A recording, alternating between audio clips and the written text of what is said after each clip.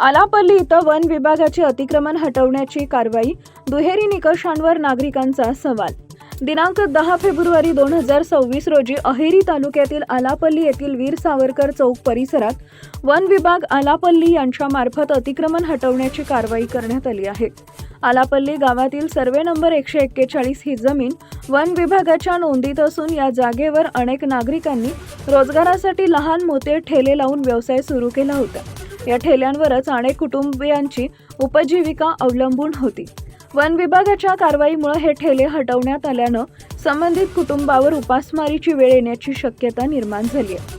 आता आम्ही कुठं जावं असा सवाल बाधित नागरिकांकडून उपस्थित केला जातोय। या कारवाईमुळे परिसरात तीव्र चर्चा सुरू आहे। दरम्यान नागरिकांमध्ये अशीही चर्चा आहे की वन विभागाच्या काही अधिकाऱ्यांनी व कर्मचाऱ्यांनी वन विभागाच्या मालकीच्या जागेवर असलेली शासकीय क्वार्टर खाली न करता त्याच जागेवर मोठी घरं बांधून अतिक्रमण केलं आहे।